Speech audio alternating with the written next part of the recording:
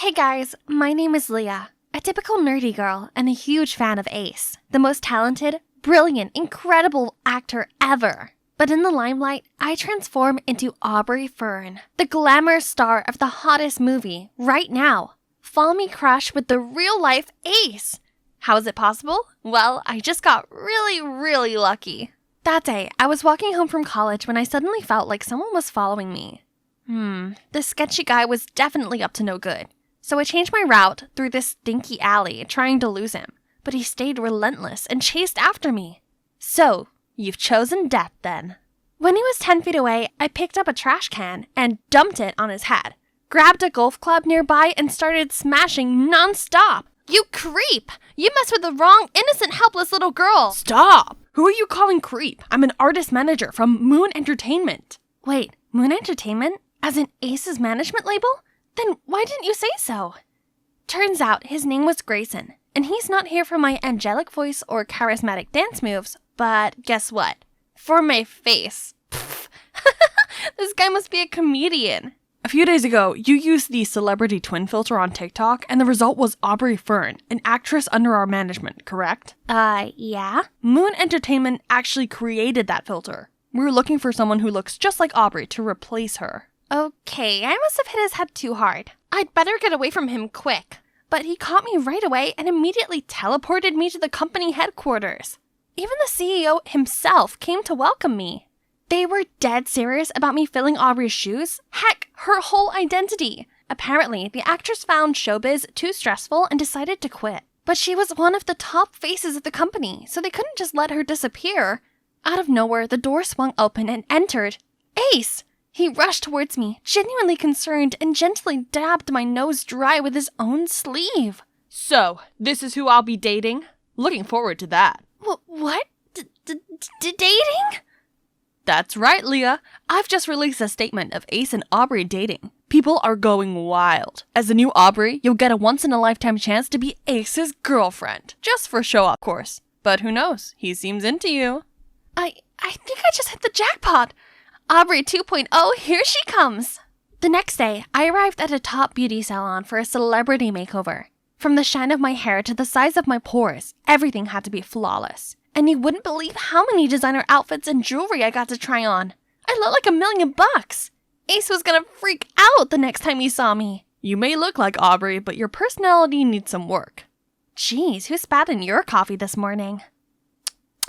Anyway, you better tidy up, cause I'm moving into your house. What? No way! You and your spiteful mouth should stay 10 feet away from me, or else I'll call security. Huh, guess what, Miss Diva? It says right here in the contract that your manager, aka me, has to supervise you 24/7 so you don't spill anything confidential. You're bluffing. Am I though? I stared at the contract, too stunned to speak. Why did I sign without reading it first? The guy's a nightmare. He even pretended to be an Italian exchange student and followed me to class. Weirdly, all the girls on campus were gushing over his fake accent. Sei un porco. I don't know what's more pathetic, his Italian accent or that you guys are actually swooning for that. Uh-oh, these girls did not know how to take a joke. Whoa, you guys wouldn't want to touch my face. My contract says it's worth, but before I could say another word, Grayson dragged me away like a rag doll. Other than that, life as Aubrey was amazing. I got to appear on loads of magazine covers, attended a bunch of exclusive events, and starred in the most anticipated rom-com of the year. And you know what the best part was? Ace was right by my side. Imagine being this close to your idol every day. You could just fall head over heels for him, literally. But no worries, people would still think that you're cute, as long as you know how to pose for the camera. One time, I heard Ace say that his ideal type is a girl with healthy, sun-kissed skin. So I figured I should give tanning a try. But when I arrived at the film set the next day, everyone laughed at me, saying I looked like a half-dried-up squid. This was so humiliating. Bet Grayson had a blast making fun of me. But instead, he rushed to put his jacket over my head to cover me up. Why are you trying so hard for that narcissist? You look ridiculous. I think she looks kind of cute. Just needs a bit of blending. It's Ace! He's standing up for me! His handsome face suddenly came super close to mine. Care to go on a date with me tonight? Yes, yes, yes, a million times yes. I immediately went home after work, scrubbed off the stupid tanning lotion, and got ready at lightning speed. We're meeting at this private restaurant on the 32nd floor of a luxurious building. And there Ace was, the brightest star amongst the city lights waiting for me. He was so gentle and sweet. We were having the best time. His dreamy eyes looked at me like he was about to say something. Something sweet, I can sense it. When flashlights came from nowhere, blinding us. Paparazzi? How did they get in here? Aubrey, is it really you in the picture? Ace, what does it feel like being cheated on? What are they talking about? Just then, a strong arm suddenly grabbed my waist and pulled me out of the crazy crowd. It was Grayson. I'd never felt happier seeing his grumpy face. We got into the van, and Grayson showed us his article of me kissing a random guy at a beach resort. What? This must have been photoshopped. We gotta clear this up. Ace didn't listen to my words. His face was twitching in anger. Do you have any idea how this affects my career? Me being cheated on? That's just pathetic. Pull over. I need to get out. I can't stand you right now. He slammed the door shut, then stormed off. I was speechless. I'd never seen this scary and mean side of him before. Don't mind him. He could be a real douchebag sometimes. I'll get you some ice cream, then we'll go home, okay? Grayson's words cheered me up. I'm honestly touched by this cold hands, warm heart kind of guy. Grayson tried his best to shield me from the public backlash, but it was all for nothing, as Moon Entertainment let false rumors spread like wildfire. Now Aubrey, aka me, was being badmouthed everywhere. A tramp? A bimbo? Some even said I was a stain in Ace's career. That's it. I couldn't do this anymore. I launched into the CEO's office ready to give him a piece of my mind, but he was just chilling with Ace. Leah, just the person I'm looking for. I'm about to make an announcement stating Aubrey is not the one in the picture, and you and Ace are still deeply in love. No thanks. I'm here to quit. This pressure is all too much. Now, calm down. Maybe a nice trip to the city of love will help you relax, right, Ace? Of course. Let staff fix this while we take a break and maybe get to know each other better. Come on, I'll drive you home. The last time we met, Ace went bonkers on me, and now he's being as nice as pie. Talk about Jekyll and Hyde. Suddenly, he stopped the car at the riverbank and turned to me. Leah, I was wrong to take it out on you. I've never faced high pressure like that before, and I lost my mind. And you know what? That night, I was about to speak from my heart. I love you, Leah. He pulled me in for a kiss. It was so out of the blue, I didn't even know what to think. But then he opened his eyes and looked at me. So in love, I couldn't help but give in. Baby, I can't wait to be with you in Paris. It was everything I'd ever wanted, right? That night, Moon Entertainment finally cleared up the rumor. That's not all. Pictures of Ace and I kissing were making the headlines. How did they get this picture? Those paparazzi are so sneaky. I was so perplexed and for some reason kept thinking about Grayson and how he would feel hearing this news. I came to the roof to see him sitting deep in thought. Hey, haven't you heard? They cleared up my scandal. Remember, that's not your scandal, Leah. Don't let Moon Entertainment manipulate your life. You don't trust them? Yeah, and I don't trust Ace either. It's got nothing to do with Ace. He's my boyfriend for real now. Plus, we're going to Paris for a romantic break. Grayson let out a solemn sigh. I guess he was just trying to protect me from the company. But he didn't need to protect me from Ace, right? He still went with us to Paris and lingered in the background with his stone-cold face. I was embracing this moment with Ace, and as we strolled together, a group of fangirls recognized him and flocked around us. One of them even held him back, crying like a lunatic. Ace, don't you miss me? You promised. What are you talking about? Leave me alone. He pushed the girl aside, then dashed out of the crowd. I tried to follow him, but a hand suddenly snatched mine. It was a girl burying her face under a mask and pair of sunglasses. She snuck a USB into my hand and said, Ace's darkest secrets are in here. You're scaring me. What do you want? The girl tried to reply, but Grayson cut in between us and pulled me away. We ran and ran under the sunlight of a spring day in Paris. Why was this single moment way more romantic than anything I had with Ace, my idol? Could it be that I have fallen for Grayson? Grayson took me back to the hotel, looking somber as he turned to leave.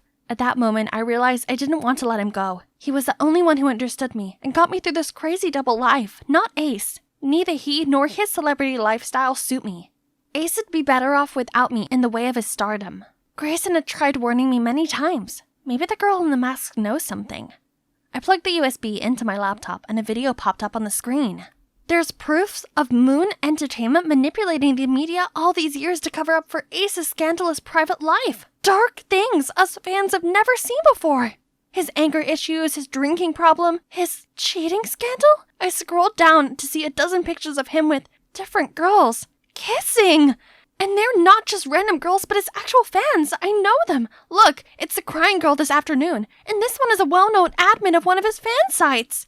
This was unbelievable. He'd been playing his entire fandom for fools.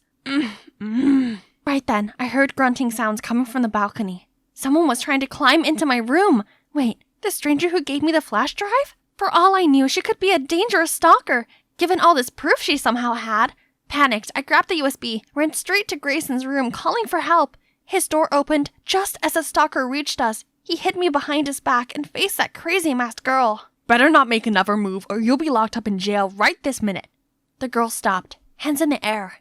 The moment we took off her disguise, I was shocked to the core. It was Aubrey. I know this seems crazy, but please listen to me. What you saw in that USB is the truth. Ace's manager provided me with it. What USB? And you didn't choose to leave the industry? The CEO even made all the staff delete your contacts and basically erase your existence. That snake has been lying to you all this time. I didn't quit. I just wanted a little time off to deal with my mental health. So I went on a digital detox for a while. When I came back, I found out I was already fired without a reason and replaced by a lookalike. I was so devastated I didn't know what to do. Luckily, Ace's manager reached out to help me. He's witnessed Ace's true face, and he despised it. But Moon Entertainment's trapped him in a contract lasting till the end of Ace's career. There's no way out for him until now.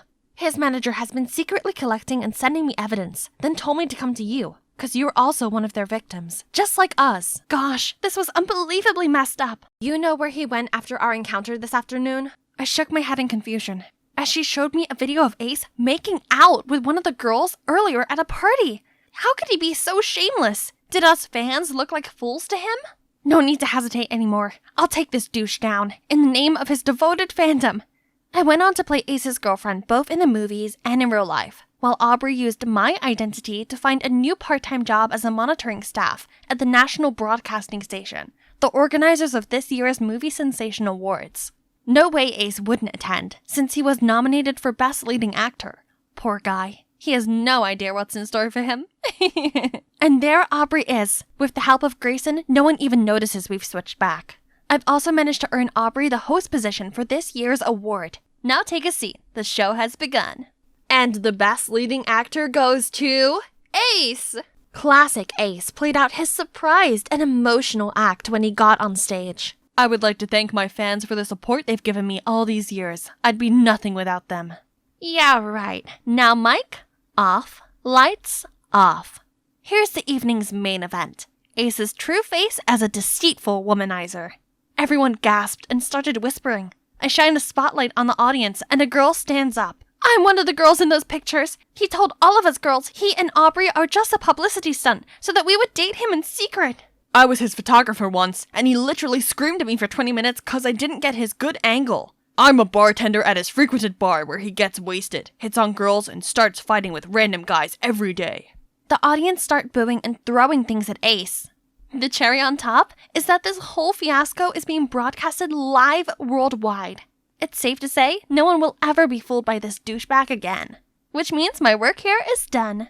I go outside to see paparazzi and fans swarming around Aubrey. She handles them so gracefully it looks effortless. The limelight isn't for me, and that's fine. I'm glad I'm back to being a normal girl who doesn't have to care about public opinion. Best part is, I get to date my idol manager boyfriend over there. I'm thinking a nice home-cooked dinner to celebrate our successful plan. And our 1-month anniversary as well. What do you think? How long is this gonna take? So much for taking care of me. Lex, starting today, I'm locking your phone and laptop away. Cruel! Isn't one leg cast enough punishment?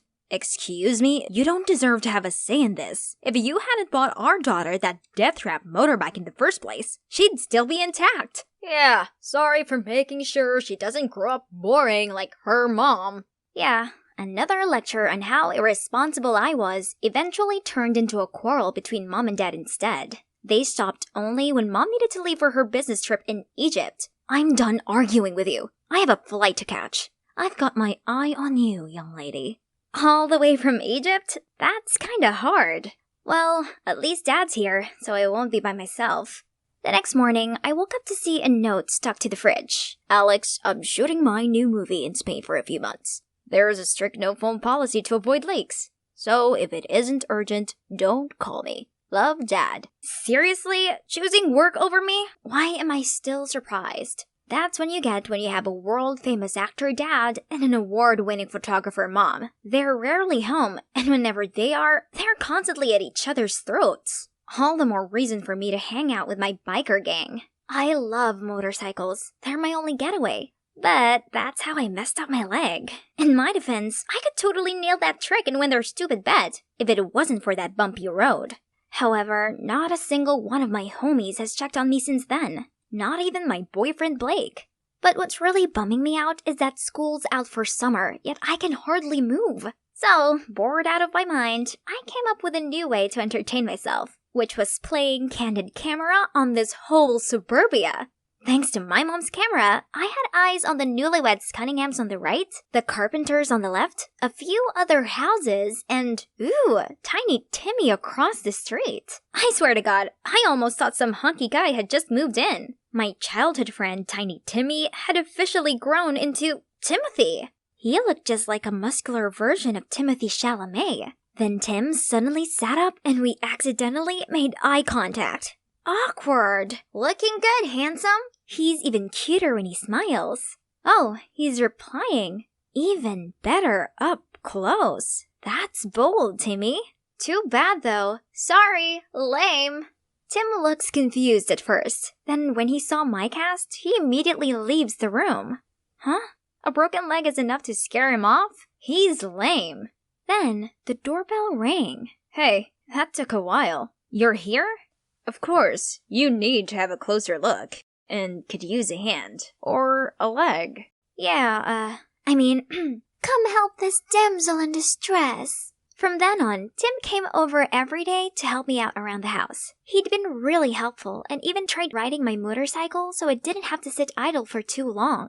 Other than that bulked up body, he's still the friend I knew back in the day. We still had so much fun playing video games and watching movies together. You have to watch Bodies, Bodies, Bodies. It's nuts. Actually, I thought you might be into Lady Bird. Such a heartwarming coming-of-age story. Ew, no way. Timothy Chalamet is in it. Okay, sold. But how do you know that it'd sway me? I just do. Like how I know you spy on me from time to time, which, by the way, is super creepy. Yeah, right. As if he didn't intentionally leave his blinds open while working out. Mr. Shy Guy. One day, as usual, me and Tim were hanging out, when suddenly my dear boyfriend Blake made a noisy entrance. Babe, you won't believe this. There's a racing tournament going on in the Upper West Side. You have to come. What's going on here? Sup? What do you mean, sup? Who's this little brat? Oh, this is Tim. Tim, this is Blake. Say hi. Hi. I don't care. What do you think you're doing? Watch your tongue. You've been ignoring me for weeks, and now you show up raving on about some dumb street racing contest? You don't even remember that I broke my leg, do you? But, you're mine! Blake was fuming like a bull ready for battle and about to throw hands at Tim, but he stopped his fist midair. A defeated-looking Blake fled off as soon as he got out of Tim's grip. Coward. I apologized to Tim for dragging him into this mess, and he was surprisingly cool about it. Just curious, how did Blake and you become a thing? He's the leader of the biker gang, so I thought he was cool, but honestly, I never expected our relationship to last. Just like every other couple's. Exhibit A, my parents. I see. My dad's a good example as well. Then Tim revealed that his dad left his mom for another woman last year, which really upset him. I could relate so much to his situation. Maybe being locked up at home wasn't so bad after all, since we had the chance to catch up on everything. But the following morning, when I was chilling in my room, something horrible caught my eye. Something blonde. It looked like she was returning a hoodie to Tim. What kind of friend borrows a hoodie and acts like that around each other? Let's see what he has to say for himself. Who's that blonde? What was she doing at your place today? What? Who? She might look like strawberry shortcake, but don't be fooled. Whatever love you two might think you have will soon fade. That sweetness will turn sour in no time. Tim just burst out laughing. What's so funny? What made you think so? You don't even know Annabelle. Don't believe me? See for yourself. I then showed him all of the secrets I'd uncovered in our seemingly quiet neighborhood. First off, the couple from number 9 were both having affairs. The daughter from number 11 was using her boyfriend to hide her real relationship with another girl. And last but not least, the Carpenters, who seemed like suburban couples goal, actually had a far from blissful life due to Mr. Carpenter's drinking problem. In conclusion, there's no such thing as real love. I see your point, but on the other side of the spectrum, genuine love does exist. Tim points the camera towards the Cunninghams. I'm not buying their poster couple act. Then, one day, Tim said he had to work overtime at the library to prepare for an event with, you guessed it, Annabelle only. I had to hide my anger as I watched him drive off with Blondie. With nothing else to do, I decided to watch the Cunninghams. Geez, how could they seem so lovey-dovey all the time? I wanted to take my mind off of Tim, but the more I observed them, the more I thought about him with that Barbie. That's when I saw a book that Tim borrowed for me from the library. Looks like it's time to return it. I Ubered there, but there are many people here as well. Why did Tim say that the two of them would be here alone? Tim's face turned into this scream when he saw me. Didn't think I could get this far? Hi, don't mind me. I'm just here to return this. You should have just given it to me. Oh god, no. I can see that you're busy with Annabelle, isn't it? Yeah. How do you know my name? Oh, let's see. You remind me of that creepy doll who's also an absolute nightmare. Tim then immediately dragged me away. See? He's caring for me, not you, Annie. However, the fun was interrupted right away when I saw Blake outside. Time for you to pay. Tim immediately stood between Blake and me, but to our surprise, Blake signaled for his goons hiding close by to show themselves. Clearly outnumbered, I tried to stop the situation from getting worse. Let's be civilized here. We can sort this out without violence. You're right, babe. We can settle this with a bet. Whoever can do the trick that broke Lex's leg and top it off with the Akira slide can have her fair and square. The loser has to back down. First of all, I'm not some kind of trophy. Second of all, that stunt is incredibly dangerous. Right, Tim? Sounds worth it, though. Have both of you lost your minds? Tim went first, and even though he flunked it, he managed to land without a scratch, while Blake landed on his face. Of course, that fiasco got the whole gang so embarrassed, they scrammed immediately. But I was still so annoyed. Congratulations, you won absolutely nothing. Not that I didn't care about him, I just couldn't stand his recklessness anymore. The next day, I was woken up by a doorbell. So, what are you here for? Sorry about last night, but if you stayed longer, I could have told you that I did what I did because I like you. Romantic styles. I don't even remember since when, but I do remember how sad I was when we stopped hanging out. Believe it or not, I started working out just to impress you. Whoa, what? Tim explained that nothing was going on between Annabelle and him. They were simply co-workers. And he made up that whole thing about being alone with her at the library to see my reaction. What do you say? I can make you believe in love. Tim, don't be ridiculous. Love isn't anything like the movies. It's merely a temporary chemical reaction in your brain that makes you think you're really feeling it. Come on, just give it a chance. No, look at my parents, your father, all the families in this neighborhood. If you ask me, your feelings for me right now will fade, just like mine with Blake. I'm sorry for wasting your time. I thought I was special enough for you to take a leap of faith. Now I know how wrong I was. He then left without another word. When Tim closed his blinds, honestly, I felt a sting in my chest. This is for the best, right? I can't deny the uneasiness I felt without Tim. It's not that he didn't want us to make up. I just didn't know how. Seeing how happy and smiley he was with her, my uneasy feeling only grew bigger. Is this what they call love? No. It's not real. Happy-looking families are not actually happy, and the Cunninghams are just good at faking it. What's that I'm hearing? Are they fighting? I saw the husband suddenly punch the wall with rage, then push the wife. I no longer had eyes on them, but could hear a huge commotion over there. What on earth is going on? Panicked, I called the cops right away.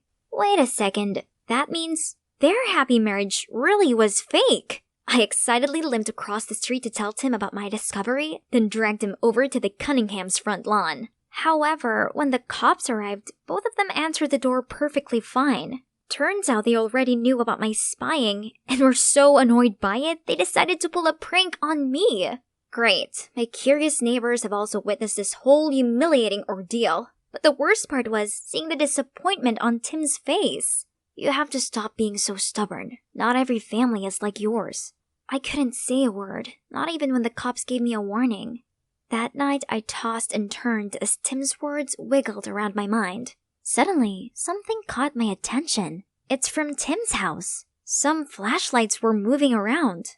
I tried calling Tim, but he didn't answer. Of course, he'd be in deep sleep by now. Calling the cops was useless because of that very recent embarrassing incident. That's it. I'm doing it myself.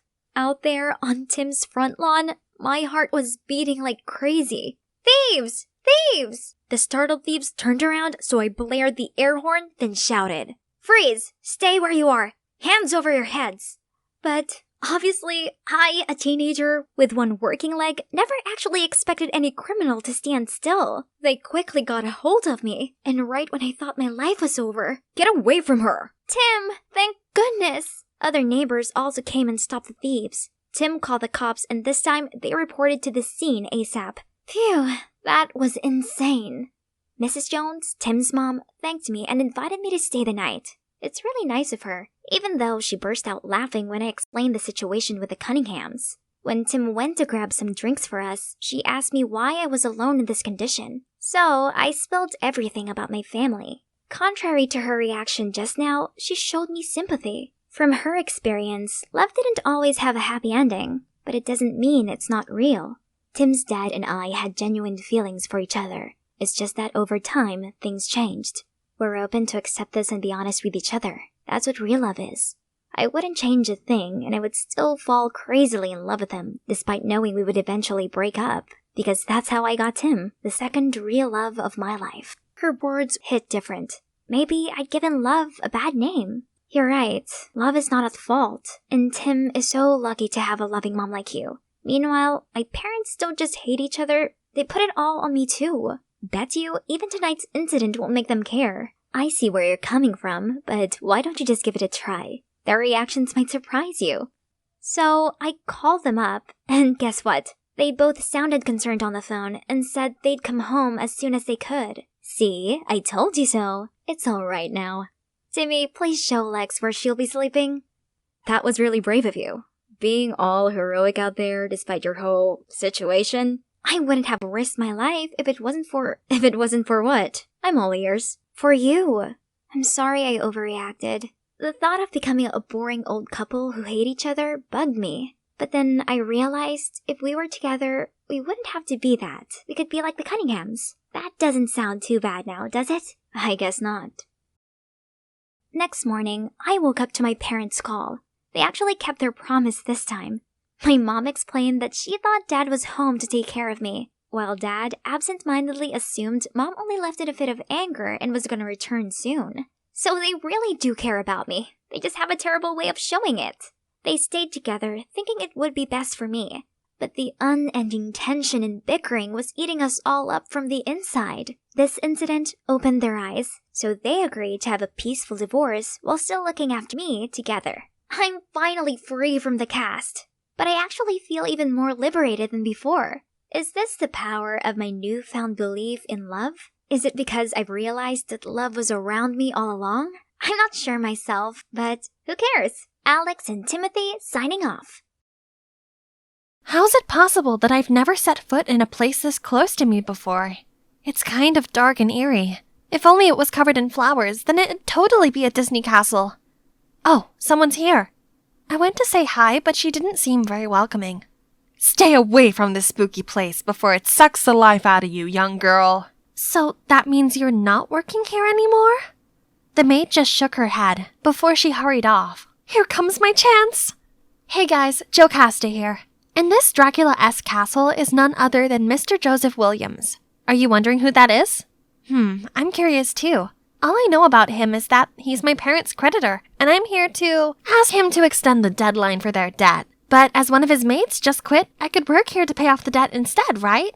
Hello, I'm Jocasta, your new maid. No answer. Should I just come in? If anything, the master should blame the old maid for leaving the gates open. So I had to find my own way inside. Hello? I'm the new maid.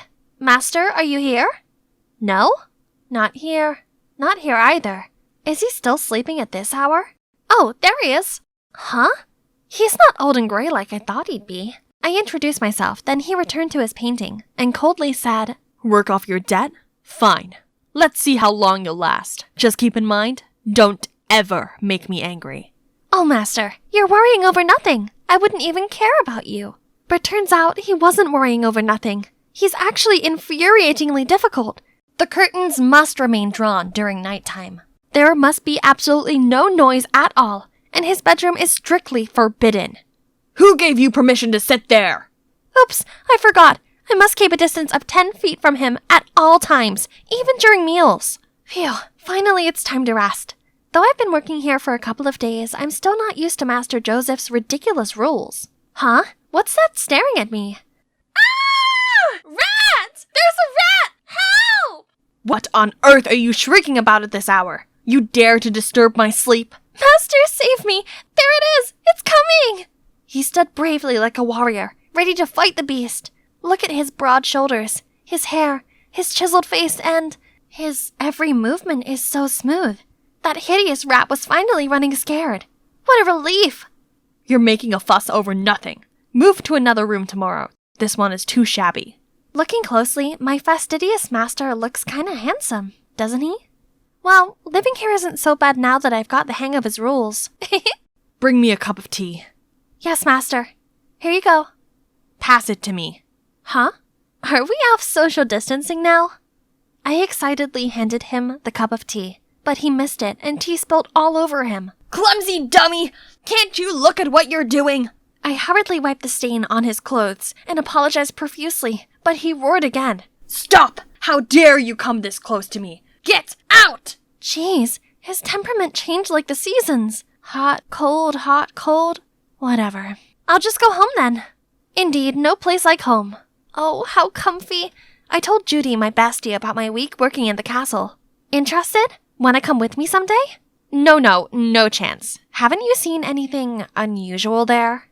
Then Judy said rumor had it that a mad scientist once lived there, and werewolves too, as horrible howls could be heard during a full moon. You have to be careful. There's a reason why no one goes there. Oh no, it's today. Wolves howling under the moon? Never mind, Judy is just being childish. Who still believes in such fiction? Definitely not me. So, ta-da! I'm back again. Honestly, I need this job. I can't let him fire me, even if I have to cling to his leg and beg, but where is he? Should I opened the door to see him lying there, surrounded by dull paintings, while tools scattered everywhere. What happened? I tried lifting him, nudged him. Still, he wouldn't come around. Then suddenly, his eyes opened. Hey, the 10-foot rule doesn't apply because that was an emergency. Have you eaten anything since yesterday? As I thought, if you still want to kick me out now, you'll have nothing to eat. After that incident, Joseph seemed more at ease. He stopped threatening me with his rules and just let me ramble on. One time, when I was napping on the couch after cleaning, he even put a blanket on me. I haven't slept yet, dear master. Then one day, a middle-aged woman appeared at the gate. She introduced herself as Joseph's mom and gifted him a beautiful bird. But she didn't come inside and just sarcastically said, "Oh, my son's got a new maid again? This weird boy. So sorry for you, poor girl." I brought the bird to Joseph, excitedly told him that his mom just dropped by. Look what lovely present she got you. Lovely? That woman's just mocking me. I'm stuck in this place like a bird in a cage. I think it's a thoughtful gift. You seem to like painting birds. Stop prying. This is none of your business. Okay, I'm sorry. But it's your own choice to isolate yourself from the outside world. Come with me. I have something special to show you. Oh, this place is still as gorgeous as the first time I came here. Looks like Joseph is mesmerized too. See? The world is beautiful. You just need to look. We were walking along the blooming flower path. Then suddenly... He's coming! The wolf! Wolf! Then all the gardeners immediately scrammed in panic. What have I done to you, you morons? Beautiful, you say? Then Joseph stormed off. I tried to catch him, but Ouch! I tripped over a rock. Oh, it hurts! It frickin' hurts! Then let me apply the antiseptic cream. No, that will only make it worse. Maybe doing something fun could ease the pain. I'll be distracted from this. Please, can we watch a movie? And of course, he couldn't refuse. Oops, awkward. Clearly I didn't think it through when picking this rom-com. Wonder what my master is thinking. Oh gosh, there's no need to be that emotional. His scary appearance startled me. Eyes turned white, mouth snarled, as if he wanted to eat me alive.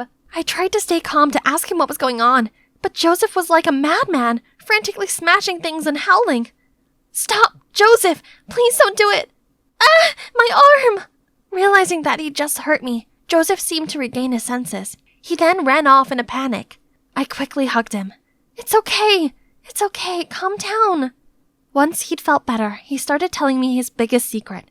Since childhood, he'd had difficulty controlling his emotions, which often led to outbursts of anger. Later on, the moon also triggered this reaction after his stepfather passed away on a full moon night, and it then became traumatizing because Joseph feared he'd been the cause of his death. That was also the cause of the tension between him and his mother. I think I was born with this strange condition. As a child, my stepfather used to give me some medicine to keep it under control. His stepfather used to give him pills? Judy also mentioned the mad scientist who used to live here. Is that... I have to figure it out. One night, I sneaked into the room that Joseph forbade me to enter.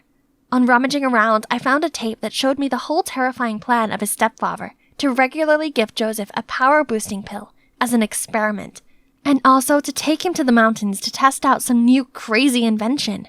What on earth was that? But I can't tell Joseph right away. He needs to be mentally stable first. So I started off by taking him out for a walk, and when he felt comfortable enough, I suggested we go downtown together for some grocery shopping. He was just like a hedgehog, prickling up every time someone accidentally touched him. But, of course, I know how to tame this hot headmaster, just like this. There you go. Then we started tidying and redecorating the whole castle to liven up the mood of this place. When we got to the last room, his stepfather's, he seemed a bit hesitant. It's been so long. This room also needs cleaning, else the furniture may become damaged. Do you know anything about your stepfather's videos? How do you know? Then Joseph searched for a memory card, then gave it to me. I was so scared that I hid it and never dared look at it. I wanted to destroy it once, but on second thought, it contains the last images of my stepdad, so I've always kept it here. Huh? This wasn't what I meant. So there's another video apart from the ones I saw. This may shed light on everything. If you don't mind, can I watch that video? I'm quite curious. From that day, we never spoke of the videos again. Instead, we went for walks, cooked, and meditated together. And today's schedule is this art exhibition. Look at his surprised face. They look familiar, right? Don't tell me you don't recognize your own artwork. It seems that each painting tells a story. I can't wait to know who the artist is. They must be an experienced and profound person. I knew it. These compliments will help him erase his own self-doubts. Back from the exhibition, we noticed a delicious smell coming from the dining room. Who could that be? It was Joseph's mother. Joseph seemed surprised by his mom's presence, but I wasn't, because I was the director behind the scene. In fact, I secretly asked her to organize that exhibition. Watching the video cleared everything up. On that moonlit night, the mad scientist took Joseph to the mountains to test the effects of a super power-boosting concoction. But when he saw Joseph reacting abnormally, he panicked and ran away, so the accident happened. It wasn't Joseph's fault. He was, in fact, a victim. I told Joseph's mom the truth beforehand, which led to this touching reconciliation. Now that things were clear as day, they have untied the knot in their hearts. His mother decided to move here to help him overcome his trauma of the moon with me. Oh, he also told me about the time he dropped a teacup on purpose as an excuse to push me away, so that I'd be safe. How sweet and caring he is. Oh shoot, who left this curtain open? I hurried over to close it, when suddenly a hand gently touched mine. Before you came, I really never thought I'd ever have the courage to face moonlight. But Jocasta, with you by my side now, anything feels possible.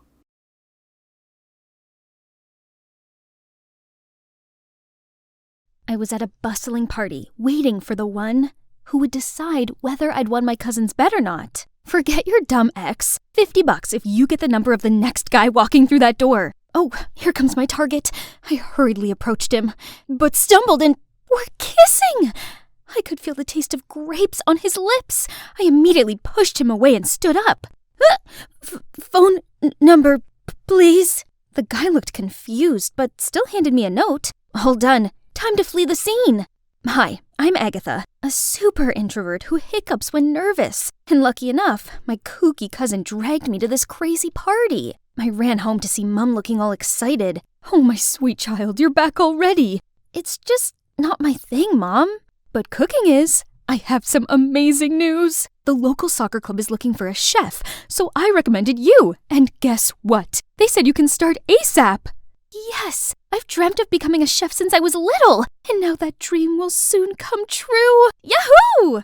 Today's the day. I eagerly arrived at the soccer club, but my jaw almost hit the floor when I saw Mateo, my ex. What was he doing here? Flustered, I looked away and saw that guy from the party. What on earth? My life's officially over. After the introduction, I immediately ran to the pitch for some fresh air, but then a hand patted my shoulder. It's him again. No calls or texts? You asked for my number. Are you that shy?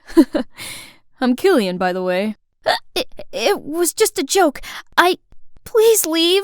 But then he stepped even closer. Panicked, I pushed him away. Almost made him fall backward. I tried to catch him, but not again. This time he smells like chocolate. Oh, you like my lips this much? Why not just say so? Holy moly! I ran straight away without looking back. I better stay 10 miles away from him. Suddenly I saw Mateo passing by. Has he seen anything? But why bother? As if he cared. He dumped me. Okay, Agatha, you're here to work, so focus. But with these jocks around, it's not that easy. They always jump scared me when I was doing my job and made fun of me when I got lost in the changing room. And Killian was always there in time to save me. Everyone, stop. Close your eyes. Then he threw a super stinky, sweaty towel at my face. Ew. Plus, that jerk is the pickiest eater on this planet. He's constantly complaining about my food and demanded I cook him something else. There you go. I'm cutting on starch to build muscles. I'll get rid of the pasta. Oops, I forgot. I'm lactose intolerant. Okay, no cheese. Poor little chicken. I can't eat that. So, are you allergic to the plate too? Meanwhile, other team members were way easier, especially Mateo. We used to date, so I knew his taste pretty well. I gave you some extra pork, your favorite. I don't like pork. I hate pigs. Just then, Killian jumped in. You should focus on me instead. We can discuss my meals privately. Before I could say anything, he already handed me a note. Me and him alone? That's weird. But learning his eating habit would help my job, right? Nope. Big mistake. Killian had an endlessly absurd list of diet restrictions. No more than 2.5 grams of salt a day, mayonnaise on everything, no mushrooms, and spaghetti without tomato sauce. Did he just descend onto Earth? And during the meal, this dude kept smiling and staring at me. You like me or something? You have a veggie on your teeth! Dude! Oh gosh! I immediately ran to the restroom, but Killian caught up with me, holding a ball of wool. Is this yours? I looked down to see a wool thread coming out of my dress's hemline. Oh gosh, I wish the ground just swallowed me whole right now. Surprisingly, Killian put his jacket on me. That was cool. Just then he caught me drooling over him, so I immediately pretended to play with my phone. Just want to beat level 9,674 in Candy Crush. Strangely, over the next few days, Mateo started being nice to me. Too nice. Your cooking is top-notch as always. Tomorrow, can you make me those delicious vegetable fritters we used to have together? He still remembered that? Boy, he made my heart race. I sprinted to the kitchen and put on music to calm down. Soon I found myself singing and dancing to my jam. I promise that you'll never find another like me. Hee hee! Ooh, ooh, ooh, ooh! Mamma mia! How long had he been there? Flustered, I burnt myself. Killian rushed over and held my hand. You okay? You can't even handle yourself? Then he insisted on finishing my work and even prepared us a dish. Wow, his broad back. Isn't he quite a charmer when he cooks? We talked a lot, and turns out we share a ton of things in common. Beneath his teasing, he's actually gentle, caring, and a good listener. I suddenly realized that I had stopped hiccuping since ages. One afternoon, while giving out water, I saw Killian. Oh wow, it's like the sunshine drew a halo around him and his exquisite face. Wait a minute, why was I smiling? Suddenly, a fancy-looking girl came over. Killian, why didn't you reply to my messages? You left me hanging all night. Look, I have dark circles now. That's on you. I went to leave, but out of nowhere, Mateo pulled me into a corner. Why were you so close to him? He's only messing with me. Huh? What do you mean? He competes with me in everything. I was cold to you to protect you. Now that he knows you're important to me, he'll harm you to hurt me. I think he's just trying to be nice. His dad is our club's biggest sponsor. You really think he wants to hang out with people like us while Sloan, whose family owns the largest hospital in the state, is here? I don't know what to believe anymore. However, I had to admit they looked like a perfect couple. While holding a coffee tray one time, I clumsily bumped into Sloan. Are you blind? Why do they let a doofus work here? Come on, Sloan, you bumped into her. He sure seemed sweet to me. Maybe Mateo had misunderstood him. Then once, I spotted the two of them in a quarrel where Killian even pushed Mateo. I tried to intervene, but they brushed me off. What was going on between them? A few days later, I returned from the grocery store to see the head coach in a fit of rage. Explain to me how Mateo is hospitalized for eating your food. What? Why? Stop it! You're fired! My head spun in a million circles. I hadn't done anything wrong. I was packing my things when Sloan appeared. Well. Looks like Little Miss Muffet met her match. Only need some simple tricks to get rid of you and your phony, needy act. Stop dreaming about Killian. You're not at our level. Wait, our? Who's with you? But Sloan just smirked and strutted away. That's when the memory of Killian and Mateo fighting struck my mind. So, Killian must have conspired with Sloan to harm Mateo and ruin my career in the process? How could he? Still, he had the cheek to text me as if nothing had happened. Dummy, Agatha. You should have listened to Mateo from the start and stayed away from Killian. I visited Mateo in the hospital, but he coldly shooed me away. It was exactly like the day he dumped me. Today is the city's championship final, and to be honest, I didn't really know why I was here. I looked around for Mateo, but couldn't find him. He might still be sick, so we had to skip this match. On the field, Killian seemed distracted and off his game. What's wrong with him today? Killian, my dear. The lady sitting next to me looked nervous and kept fidgeting. I spoke to her and figured out she was Killian's mom. She told me the shocking news. His little sister was missing. He was blackmailed into making their team lose or he'd never see his sister again. Killian faced the goal, but he didn't kick. Instead, he passed to another player who then scored the goal.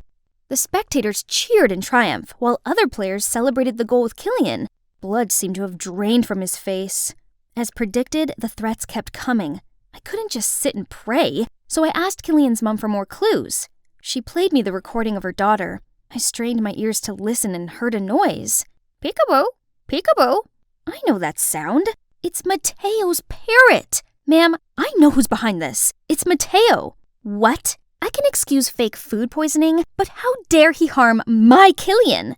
Say it again, Sloan. He asked me to fake the medical paper, and I figured it would also kick you out, so I agreed. But what about Killian's sister?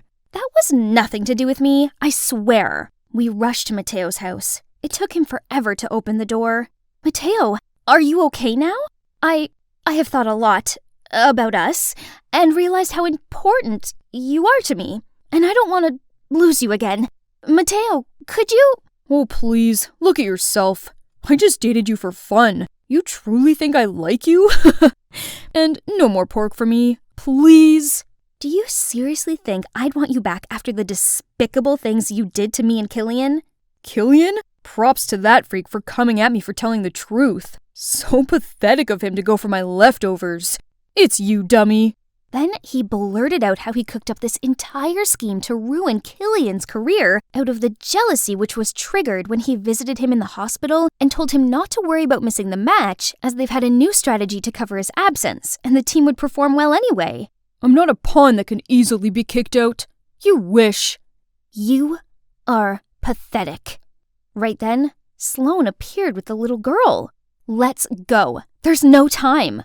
Where are you going, Agatha? Admit it. You're still smitten with me. Sorry, the old Agatha can't come to the phone right now. Why? Oh, 'cause she's dead. After that, we rushed to the stadium. There, I shouted out Killian's name and raised his sister's hands. He seemed surprised to see us, then nodded and smiled. Afterwards, he played like a pro and led his team to victory. He was even awarded Player of the Match. It's an honor to receive this title, and I want to shout out to someone important. Without her, this wouldn't have happened. Agatha, thank you so much. Countless cameras turned to me. Then he rushed over to drag me to a corner where I told him everything. I know Mateo's a jerk, but I didn't expect him to be that bad. But no worries. Let's see how he likes being permanently banned from the soccer club. Agatha, I want to tell you that I found something just as important as soccer. You. He then grabbed my face and pressed his lips against mine. Finally, we had a legit kiss, and it was magical. I was walking through the forest when a scream startled me. A man running in horror from a pack of wolves. I quickly howled at them, then crouched down. Distracted, the wolves stopped, left the guy, and cautiously sniffed their way over to me. Hey girl, run away! Shush! After deciding I was no threat, they wagged their tails and started licking my face. Aren't you scared? Not at all. People often misunderstand wolves. This isn't Little Red Riding Hood. They're not actually grandma eaters. Come and make new friends, buddy. Hi, my name's Winona, an 18-year-old Native American living on the Blackfeet Reservation with my mom. And I'm about to tell you the craziest story of my life. After the wolves left, I helped the guy find a place to clean his wound and told him more about the wolves. So you're a Blackfoot born and bred? It's my first time meeting a Native American. How about you? What brings you here, city boy? I'm actually a pianist wandering here for inspiration. Have you found it yet? Or did you almost lose yourself just then? Inspiration's hard to find, especially when you're a theater pianist. A what? A theater pianist. I work at Winter Garden. In New York? Wow, it's my dream to be a Broadway musical actress. Actually, my theater's looking for a stage crew. You could start from there and I'll find ways to introduce you to the right people. I couldn't let such a once-in-a-lifetime opportunity slide. But the thing is, my mom absolutely resents theater arts and forbids me to even mention it. So, I gotta devise a plan. I brought Luke home for lunch. Mom was so welcoming and even prepared a great banquet. So, Luke, right? What brings you to Montana? I'm doing a research paper for school.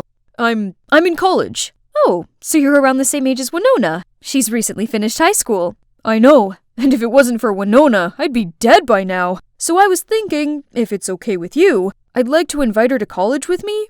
That's nice of you. But what are you studying? Hotel management. Mom, I thought I could give it a try too. But honey, you said you wanted to take a gap year. I just didn't want to try college alone. But now I've met Luke, it'll be different. Mrs. Ryder, I promise I'll take good care of her. Mom smiled, then nodded. Yes! Mission accomplished! Oh man, look at how crazy the streets of New York are. Thankfully, Luke arranged a small place just a few blocks away from the theater for me. And the following day, he landed me a staff member job to get me used to the theater scene first. It's not easy, especially working for a grumpy director with a zillion demands. Hey, you!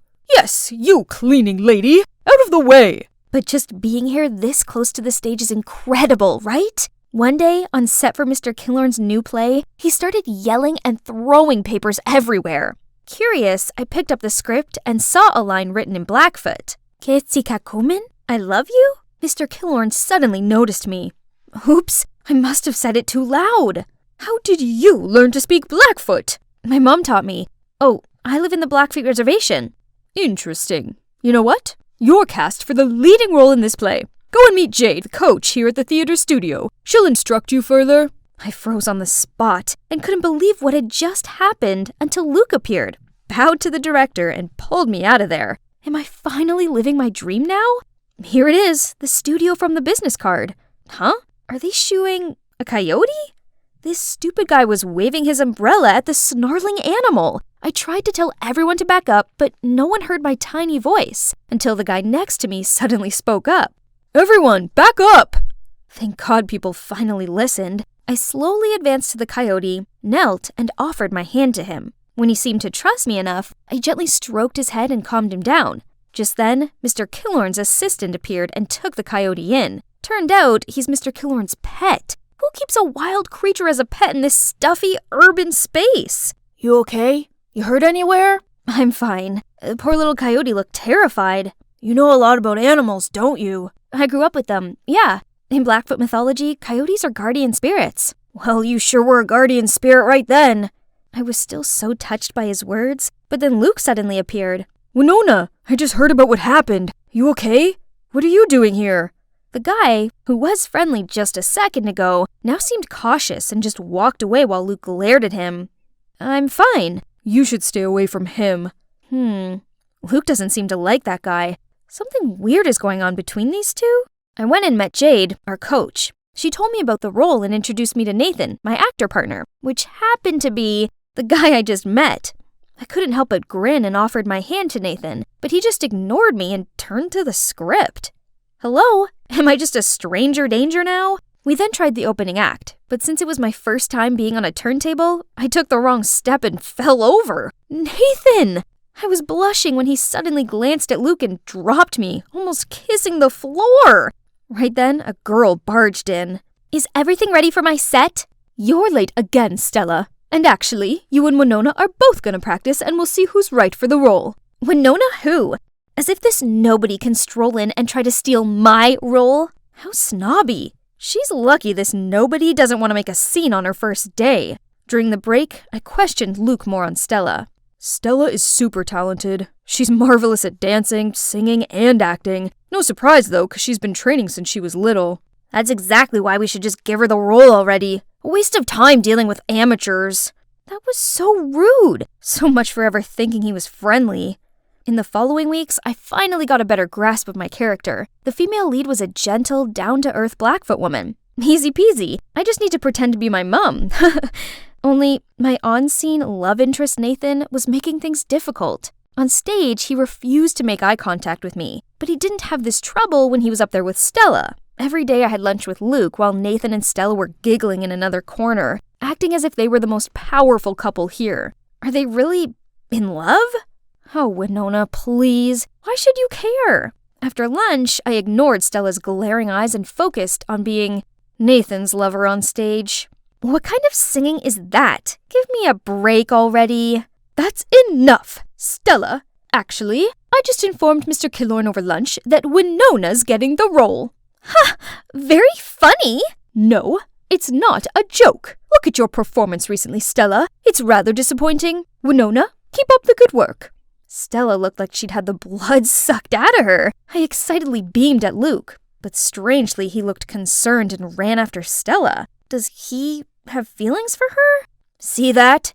Why hasn't he just confessed his feelings for Stella already and stopped this unrequited love tragedy?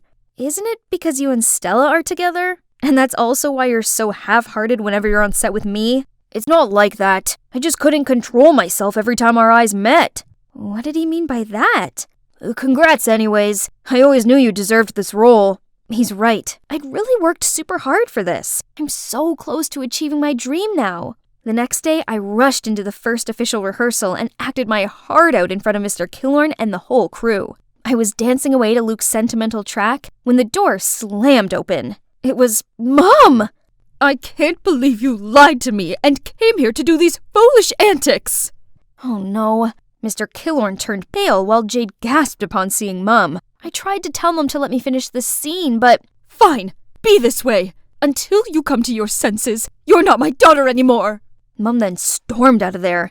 Mr. Killorn told everyone to take a break and also left. I stormed over to Luke and asked if he told my mum the truth. But right when he was stammering, Mr. Killorn came between us. I didn't know you had to lie to your mum to get here. Yeah, sadly. She knows about my acting dream, but she has always been so negative about it. Is that so?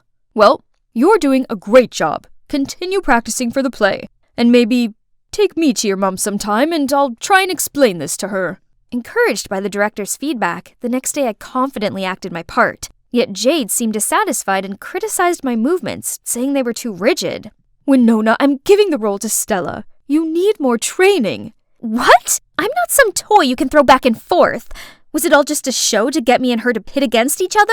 What was that about? Why the change? You're not qualified. Go back to your mother. What has this to do with my mother? I didn't know what was going on, but I was sure of one thing. I needed to prove myself, so I stayed at the studio practicing, swinging and swaying my soul away under the studio light until I accidentally sprained my ankle. Right then, Nathan came out and helped me up. Why are you still here? I saw you stay, so I thought I'd stick around for a little longer. As he spoke, he gently pressed an ice bag on my ankle. I felt the butterflies flapping in my stomach, but suddenly remembered his attitude before and pushed him away, ready to stand up just to fall into his embrace again. You must think I'm so hot and cold, but I just didn't want Luke to misunderstand anything. What do you mean? We're just friends. And what's up with you and Luke? Then he told me how he and Stella were the best of friends back at acting school until Luke appeared. Luke was instantly attracted to Stella and asked Nathan to set them up. Nathan, of course, happily agreed. However, the next day Stella suddenly expressed her feelings for Nathan right in front of Luke. Luke didn't take it too well and thought I was messing with him. He's resented me ever since. So, you and Stella are just friends? We are. Stella might appear childish, but she's good-natured. She's dealing with a lot inside. I've just been watching over her. But right now, she's gonna have to learn to stand on her own since I think I've met my guardian spirit. His guardian spirit? We were so close, I swear we were almost kissing. But I quickly pulled away, saying I gotta go practice. The final rehearsal is my only chance to get my role back now. I showed up just as a substitute today, but when everybody was ready to rehearse, the only person missing was Stella. No one seemed able to contact her, and the director was growing impatient. Jade had no other choice but to push me onto the stage. Luke didn't seem too happy with this replacement and suddenly played the piano much faster than expected. Flustered, I took a deep breath and let myself float naturally to his rhythm. During the intermission, I asked Luke what that was about. Drop it, Winona. I already knew. You got in here all thanks to your director, Dad, yet you fooled me with your little story. It's you who forced Stella away from her chosen role. Who's my dad? Mr. Killorn? Right then I was called for the next act. Still puzzled by what Luke said, I couldn't focus on my part with Nathan. Suddenly I heard Nathan scream my name and leapt to push me to the side. I fell on the floor and saw the massive chandelier land on Nathan. Everybody rushed to check on us, and among the crowd came, Mom? We were all waiting for the doctor to check on Nathan when Luke suddenly spoke out. I'm sorry for what I said, but Jade told me Mr. Killorn is your dad, and you guys forced Stella to drop her role. Mr. Killorn and I both gave Mom astounded eyes. Winona's my daughter? That's right, Andrew. But don't worry, as soon as Nathan's recovered, I'll bring Winona back home and will not bother you and Jade again. No, you've got it all wrong. Why didn't you tell me about our daughter? Jade said if I told you, she would harm Winona. Wait, does this have anything to do with the accident? 'Cause right before the act, I saw Jade talking to a crew member who set up the stage for Nathan and Winona. I'll get this looked into at once. So, this play about Andrew and a Blackfoot woman falling in love? Is it about you and Mom? Mr. Killorn didn't reply, but looked at Mom tenderly, and she burst out crying. Right then, the doctor came out, saying we could visit Nathan. Luke quickly pulled me aside, leaving the adults there. How are you feeling? Any discomfort? You're not mad at me anymore? Yeah, sorry for being a jerk.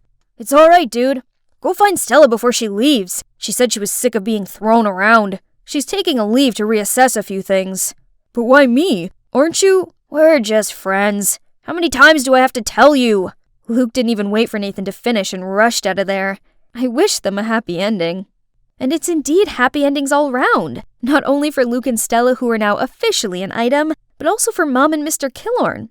Or should I say Dad? Our family has finally reunited. On the other hand, Jade vanished as soon as her schemes were out in the open. Turns out, all of this was because she'd been in love with my dad for years. So back when Mom was dating Dad, she told her lies about him to get her to leave. Furious that both Mom and I were back, she decided to make us go for good. Dad helped me get a spot in the theater academy in New York, but he misses Mom lots, so always makes excuses to bring me and Nathan back to Montana.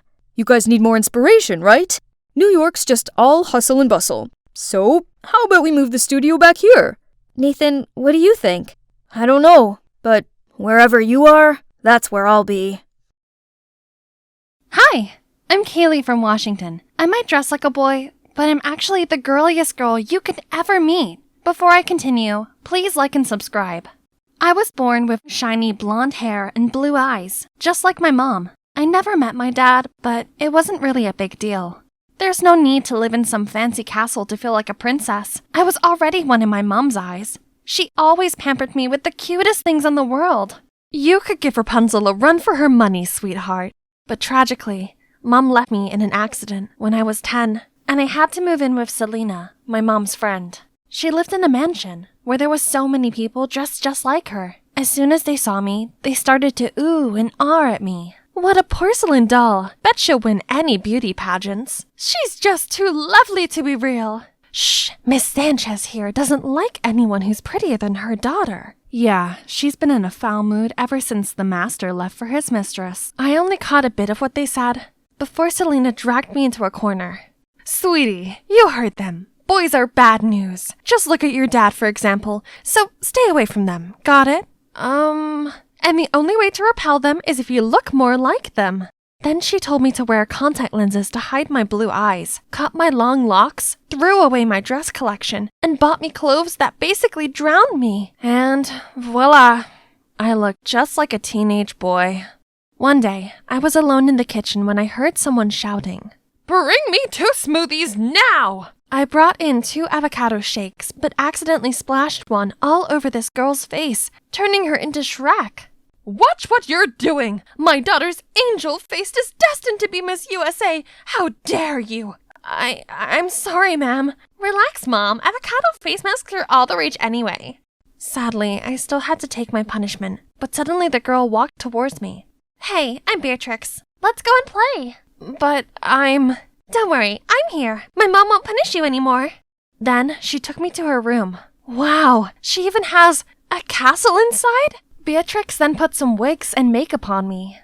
I looked at myself in the mirror, and memories of my mom came rushing back. I quickly pulled out the photo of her that I carried with me all the time. We looked so alike. I was about to take my lenses out when Selena stormed in and dragged me back to my room. Don't you ever let me catch you here again, and keep your distance from Little Mistress. We're not from the same world as people like them. Remember that? But little did Selena know, Beatrix had just asked her mom to allow me to go to school with her. And ever since then, we've been literally inseparable. I mean, literally. She clung to me from living room to kitchen, from home to school. Honestly, the only time I could have a moment of peace was when I went to the restroom. Phew. Oh, maybe not. And each time we hung out was more than torture. I had to fight against the urge to act girly, hit my own hands whenever they started to reach for those pretty things, and now they ended up swollen. Think I'll glue them in my pockets next time. Then, one day, I arrived at school to the most terrible news ever. Kaylee, one of our female rugby players, got injured, so I put you on the team. What on earth? I don't even know what rugby is. Here's Austin, your rugby coach. If you need anything, he's your guy. You know him? He might be handsome, but something about him screams bad news. People call him Awful Austin. You better watch out. And she wasn't exaggerating at all. On the very first day, he already pushed me to my absolute limits in training, that I almost passed out. In the agility ladder exercises, I got my feet tangled up in the line and fell to the ground. But instead of a hand, all I got was his soulless look. Then one time, I missed the ball, causing it to hit another player. Hey, is this a joke to you? Do it properly. Keeping all Celine's words in mind, I zipped my mouth up and ignored him, who was definitely a boy. Oi, what's the attitude? You're bringing the whole team down. See? Cat got your tongue? Faking dumb doesn't work here. From tomorrow, extra training, no excuses. Beatrix was right. He was a devil. I was dragging my aching body home after training when I noticed a cute cat and stopped to pet it. The cat ran away, so I followed it and ended up at the back gate of the school, which was totally off limits. I've never been here before. Whoa, look at this beautiful mural. It's so mesmerizing. What you doing here? Awful Austin? Anyway, did you paint this? It's amazing. Of course not. Stop prying. He was such a terrible liar. But to be honest, I didn't expect some jock like him to be interested in art, let alone actually be good at it. What are you two doing here? Don't move! Oh no, the guard has spotted us. Austin immediately grabbed my hands and started running. We hid in a small alley, and he pressed me against the wall with his strong arms. My heart was racing like crazy, and I could feel his too. We were so close that our faces were only inches apart, and the warmth of his breath made me blush even more, so I accidentally let out a squeal. Thankfully, before things could get any more awkward, the guard was gone. Don't even think of breathing a single word about this. Weirdly, this time his words didn't hurt at all. Maybe because I knew, beneath his tough jock exterior, he had his own secret, just like me. I like your painting, so no need to hide it. Austin stopped for a bit, then kept walking, but I'm sure I caught a smile. After that day, he started to behave quite differently, more gently.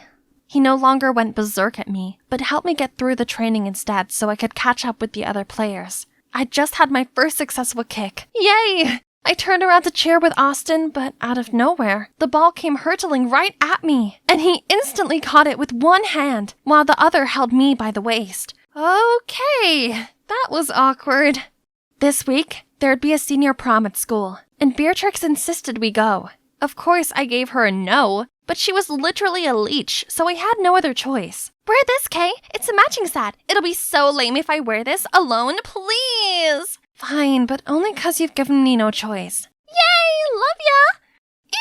Eek! Wow, it smelled so good. What if I put it on? But wait, what about Selena? Forget it. It's not like she'll be at the prom. YOLO! I stepped into the ballroom with this gorgeous outfit on, my blue eyes, and the necklace my mom gave me. Everyone jaw-dropped as soon as they saw me, and that's when I noticed Austin coming towards me. Hey, you look different tonight. I mean in a good way. Wanna dance? Sorry, girls' time. Kaylee, look at the tasty food corner.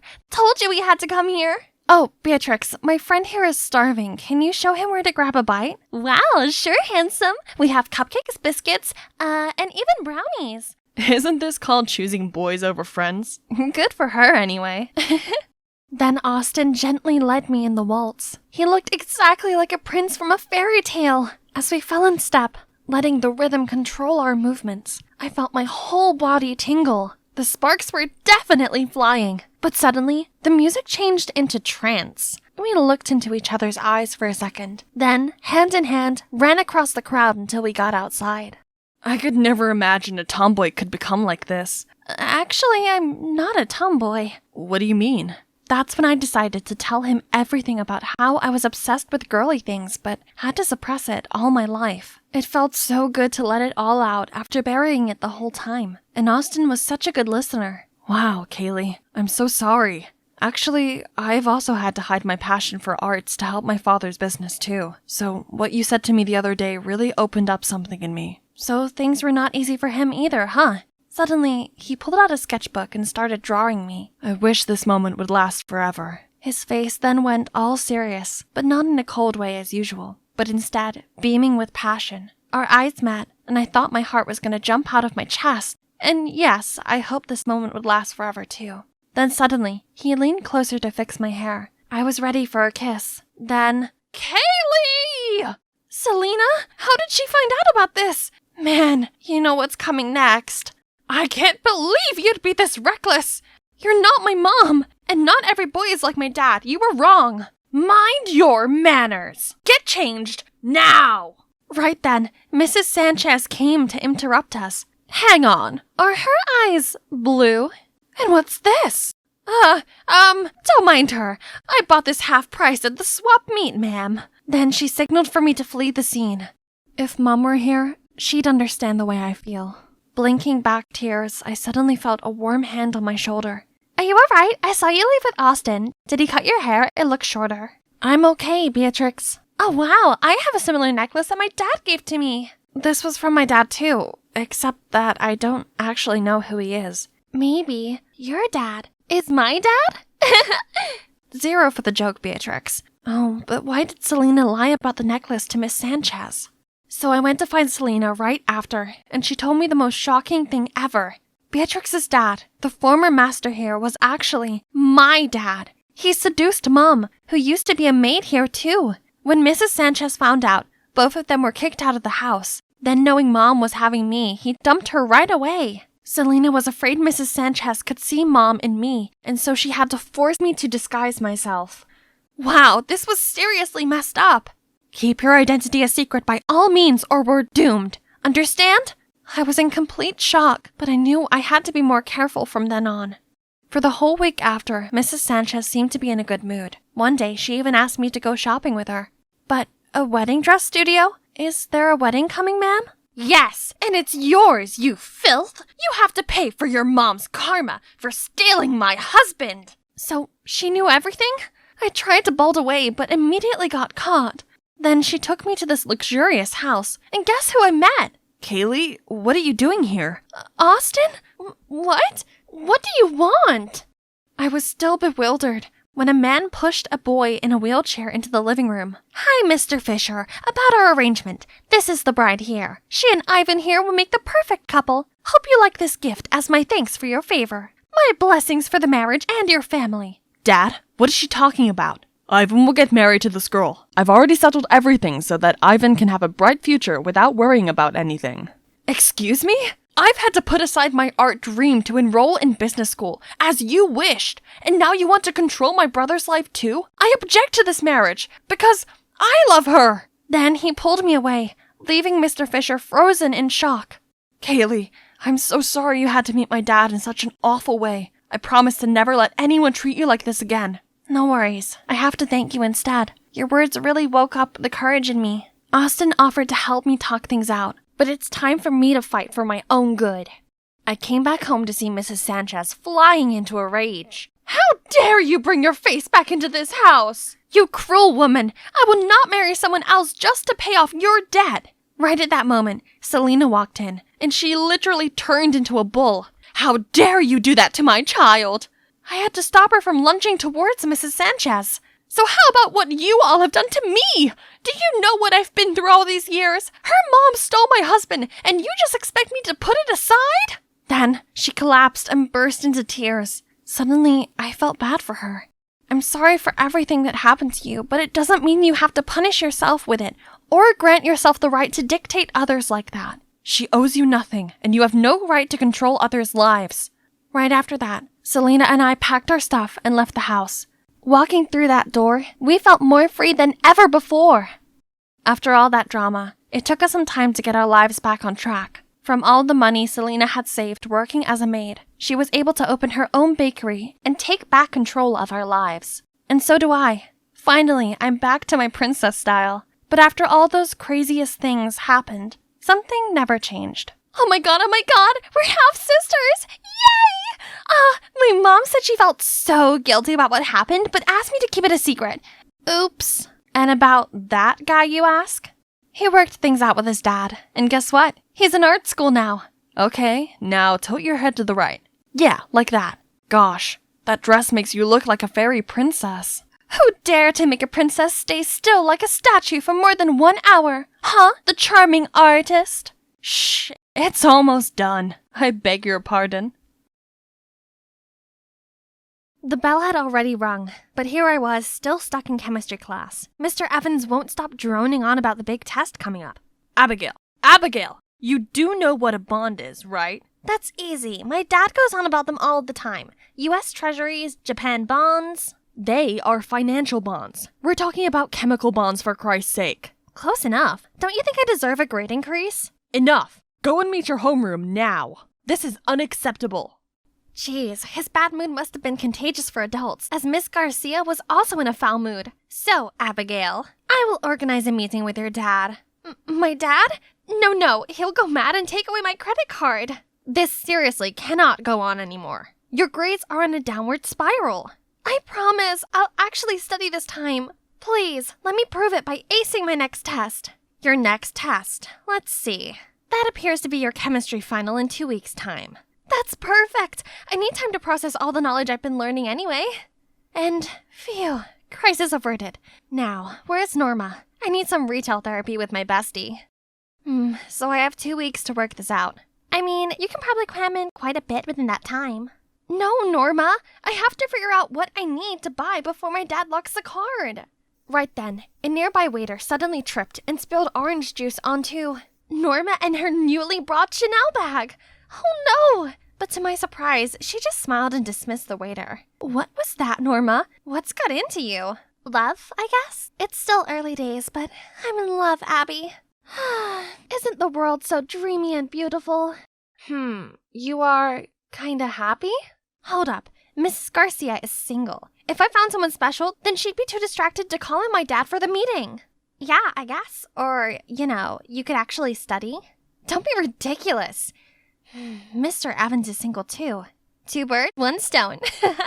So the next morning, I joined Mr. Evans' chemistry club to spy on him. Wanna hear a joke? What do you think 0 says to 8? Nice belt! Hey girl, can I be the photon to your electron and take you to an excited state? Please, somebody save me already. Yo, Callum, you're late to the party. We're having a blast over here. Are you coming home with me or Mrs. Garcia today? Miss Garcia? Hi, Hank. My mom's staying late at school today, so... This Callum guy is Miss Garcia's son? I sure came to the right place. Mr. Evans then gave some boring lecture about states of matter. After drawing a whole maze of weird symbols and stuff on the board, he asked if anyone had any questions. Here comes my chance. Oh, good. Curiosity is the gateway to knowledge. Go ahead, Abigail. I was wondering if you like tea or coffee? Oh, and also, are you more of a dog or cat person? Can you please pay attention to the lesson? Callum, as a top student, I think you can help her. Of course he will, Mr. Evans. Poor guy, he's totally oblivious that he's been chosen for my master plan.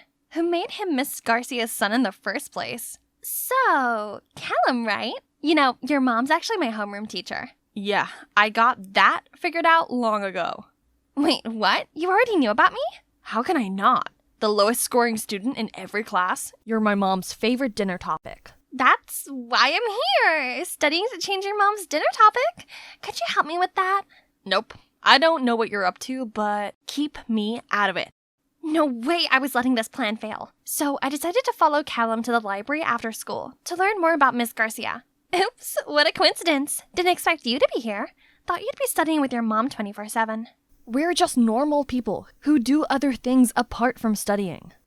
Reading, watching movies, talking. I guess you and your mom only read specialized books. Quite the opposite, actually. We both enjoy Victor Hugo. What about you? Since when were you suddenly interested in chemistry? Me? Why not? I've always had the biggest passion for chemistry. The way all the substances interact with each other is mind-blowing. Chemical bonds, If you're that interested, then yeah, I'll make you a master of chemistry. But first, you may want to try reading your book the correct way. Did he just say he'd help me with chemistry? Why does my gut instinct tell me trouble is on the way? I came home with Callum's precious piece of information about his mom and forged the cheesiest love letter, well, on behalf of Mr. Evans, of course, and made sure to hand-deliver it. Who knew someone as strict as Miss Garcia had a soft spot for Victor Hugo romance novels? From my hiding spot, I saw Callum open the door and get the letter. Okay, first bird down.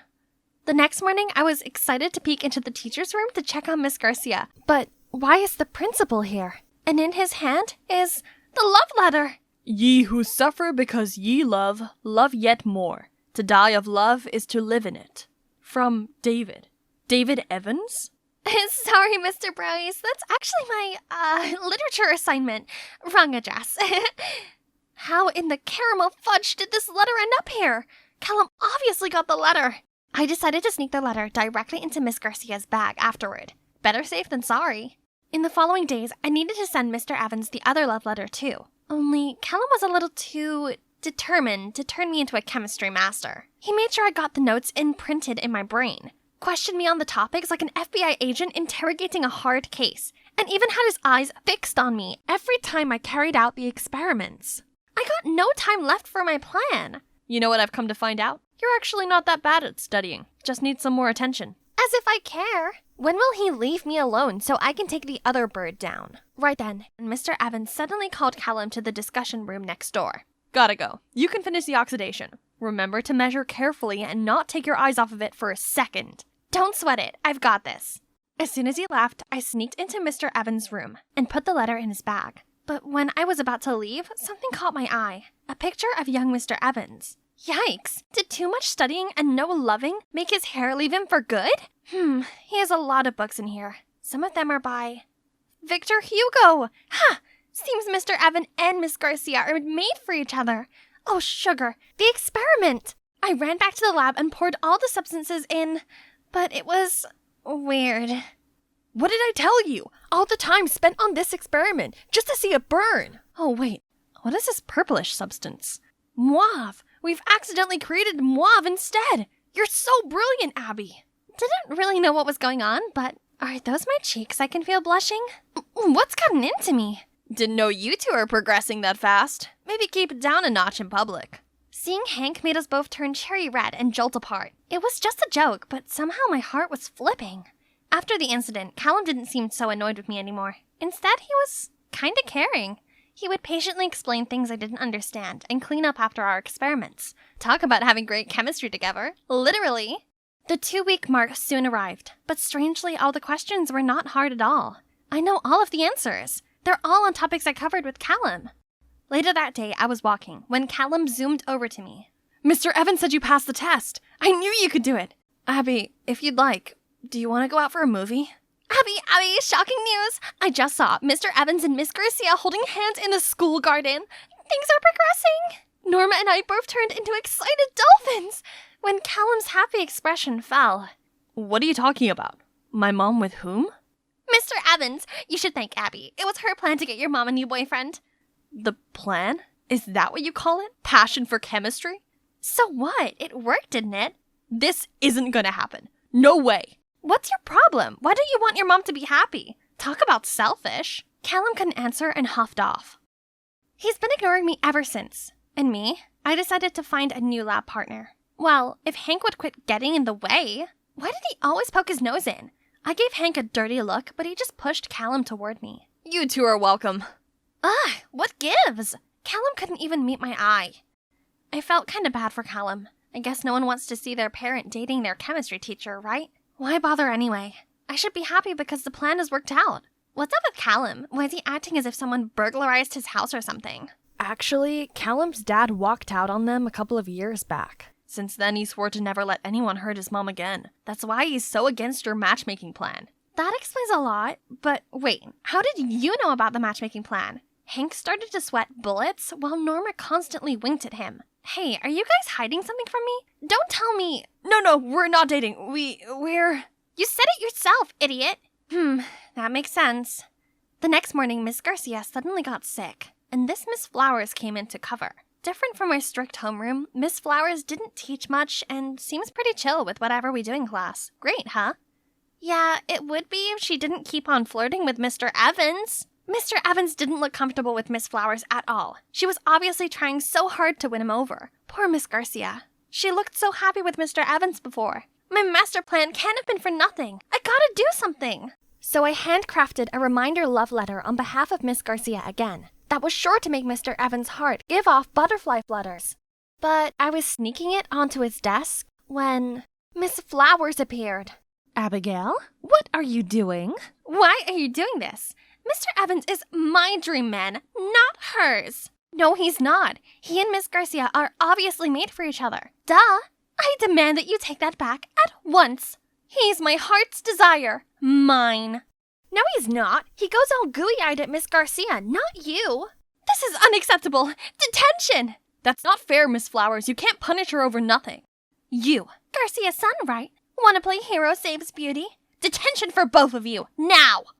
Miss Flowers? More like Miss Tyrant. What kind of a teacher made students clean the windows for detention? Ugh, these stupid windows. Breaking my back already. And Callum being all Frosty the Snowman with me is not helping. You brought all of this on yourself.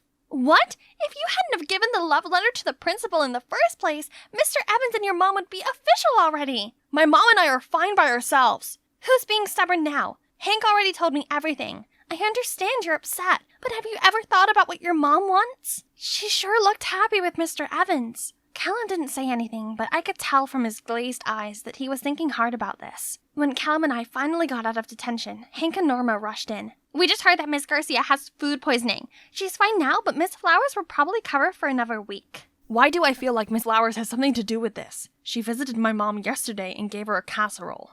That's it. Miss Flowers must have poisoned Miss Garcia so she could replace her. But this is getting crazy. What can we do? How about we publicize all the love letters online so the whole school knows about Miss Garcia and Mr. Evans? I mean, if that's okay with you?